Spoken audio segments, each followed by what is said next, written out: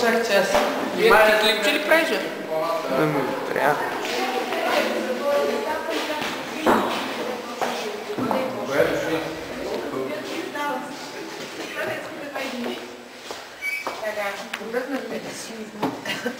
Още колко има по стълбите? Няма. Това са листата, които са най-големите мераклии. А най-големите мераклии, да питам аз в ефир, защо не ми реагирахте на щенията днес, да дойдете да работите с мен? Защото се имаше олимпиада. Това олимпиада в понеделник? По литература. Защото знам, че сте ваканция, вакансия. ама вие и сега сте във ваканция, пък сте тук. За да хванат на един ден двете неща. И олимпиада, и занимание. За мое огромно съжаление, тук е реално какво да ви покажа. Сега ще ви разведа по стаите и ще ви кажа в тази стая това. Да, значи не, така всички накуп, дори на едно събитие няма какво да ви направя, разбирате ли? Организирате се днеска двама, трима, някой от вас ми свирка, аз ви казвам какви събития има, идвате с мен, за да видите реално как се правят нещата. Сега, два клуба, дайте вие малко повече. Два клуба, какво значи? Два клуба, които Твоя единия, другия. Клуб Полиглот, който всъщност реално издава вестник. Така. И нашия клуб журналист, който Прави клип и снима. Добре. Тук се правят новини. Весела, Радослав, Мариана, Иван. Аз съм Ваня за тези, с които не се познавам. Така че, общо взето, тук е мястото, в което пишем и творим новини. Мястото, на което, ако днеска някой беше дошъл, също щеше да седи да твори. Айде другия път. Имате няколко минутки, ако имате въпроси към колегите, нещо да ги питате. Тук е бизнес частта, т.е. рекламната част, което тази част работи от сутрин до вечер. Следващата част, наречена предпечат, айде се облича и се чидваме при вас, тъй като и центъра ни предпечатна подготовка е тук. Те работят от 2 часа след обед до приключване на вестника, защото след като се напишат материалите, след като се съберат обявите и рекламите, всичко това отива в Центъра за предпечатна подготовка, където всичко това се странира на вече готови макети, тъй като работи един вестник. Иначе, ако са различни издания, примерно всеки ден ще се макетира, то ще се правят макети. Но ние ги имаме готови, тъй като вестника все пак е от 20 години, променяме ги периодично, но не всеки ден. Нанасят се вече всички реклами, обяви, материали. Един от нас журналистите всяка вечер е дежурен по брой, което означава, че той е човека, който има визия. На първа страница ще е тая картинка, с тези материали, по този начин оформено, но в крайна сметка графичният дизайн е специалността на хората от предпечатната подготовка и честно да ви кажа, си знаят работа.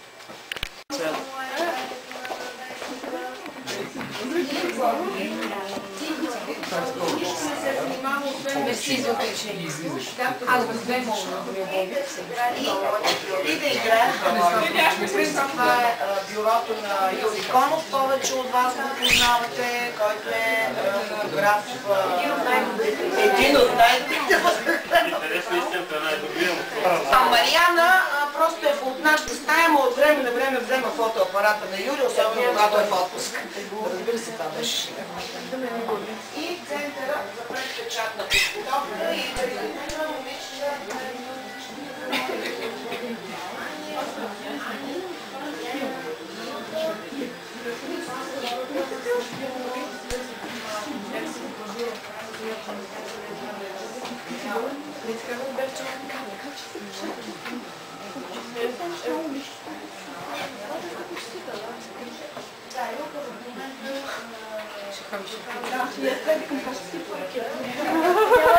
Всеки си намине, че е парадно.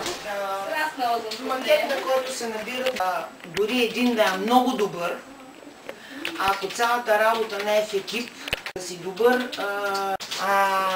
От тук вече готовите страници отиват обработени от тях към печатницата, където още 3 души работят с едни огромни машини и от това, което ние сме им пратили в електронен вариант, те изкарват хартиения вестник, който всяка сутрин трябва да стигне до драгия читател, който чете хартиения вестник, другия чака да излезе в интернет пространство.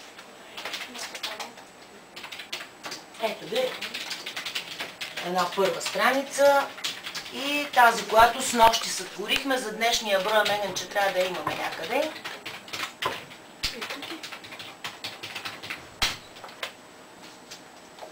Първа и последна страница на днешния брой на вестника. Сътворени с нощи, колко часа ги сътворихме? 7 без нещо. 6. Добре, дайде 6,5 от мен да мине. Ги бяхме сътворили, казвам, ги бяхме, защото с нощи бях дежурна аз. Тоест, всеки Божи ден, когато излиза брой на вестника, предната вечер има по един от нас журналистите дежурен брой. Въпроси тук имате ли? Нещо, което ви е интересно. Днес кой ще е дежурен? Днес Радослав. Добре, благодаря. Госпожите, вие въпроси някакви? Не. Няма. Ние тук не сме компетентни. 11. Ако ти е удобно на Борис да се обадиш или на мой телефон да се обадиш. Значи, хайде така да стане. Ако се появи, аз си... До понеделник нещо. До понеделник, ако е всъщност то до понеделник, това означава до сряда вечерта. Да. Защото в четвъртък една любопитка, пък вие си проверявайте в интернет и си получете повече информация. В четвъртък се чества една много интересна годишнина. 100 години от потъването на Титаник.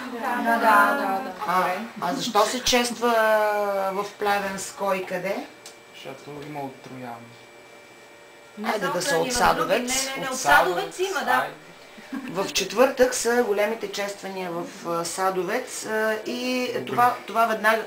Да, там наистина големи чествания ще има, но какво ще бъде, аз не знам, защото ще отида и ще бъде на място. Така че аз до сряда съм тук, след това след... Иначе до сряда сигнализира или на мой, или на неговия телефон. Добре. Може да ти го става, не знам дали да Имаш? Имаш като партия. Другата партия прави друго. Но тази площадка, независимо от партийната принадлежност, е изградена от млади хора с доброволен труд. Което е чудесно, прекрасно, похвално и така нататък.